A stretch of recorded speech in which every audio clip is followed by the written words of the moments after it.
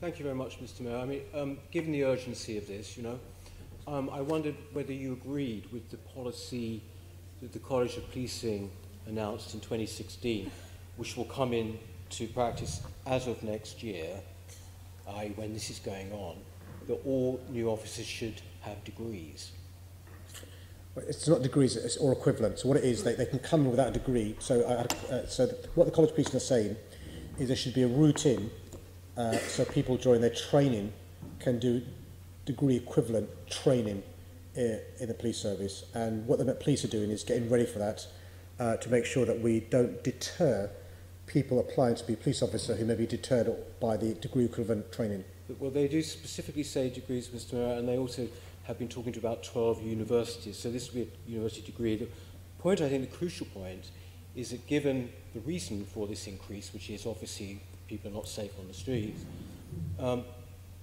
Lincolnshire Police have calculated, in fact, it would be like taking about 40, I think about 10% of their officers off the street one day a week. And I wonder whether that would concern you from the point of view of the Mets, you see. Well, there's good news, which is the Met Police Service isn't Lincolnshire Police. Sorry, sir? We aren't Lincolnshire Police. We are a very different police force. And this applies to new recruits joining, as you're aware. So I've seen no evidence so far that there is a slowness of applying because of this requirement from the College of Policing. What I have seen is the Met Police Service working closely with the College of Policing to make sure that it's not a reason not to recruit. The good news is we've turned the taps on completely in relation to getting new recruits in.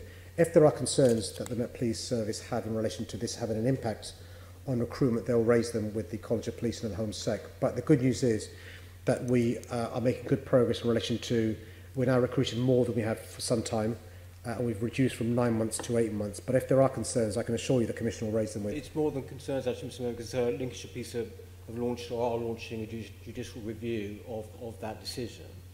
I mean, I just to finish by saying, the BBC reported a retired policeman, Norman Brennan, 31 years in service. He said the only degree a policeman needs is a degree of common sense, and he will learn on the job.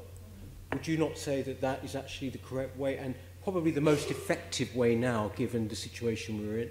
Yeah, I've got some sympathy with that. I mean, I think that you can be. It's also the distinction made between the classic distinction between nurses and doctors. The old saying, nurses care, doctors treat, and police officers, their sort of life skills are really important. Their rapport with individuals are really important. The way I describe it is, who could be against anybody having continuing professional development? Who can be against anybody continuing to train and adapt? I was criticised by some for wanting officers to be trained in use of protective equipment. I think it's important for them to be trained. I think you're right. Question: does it need to be a degree? And also, it's a matter of emphasis, surely, given the situation that we are now facing. This will possibly prolong and inhibit, the fight against crime on the front line. Well, it's no evidence so far in relation to this. Our biggest inhibitor is government cuts.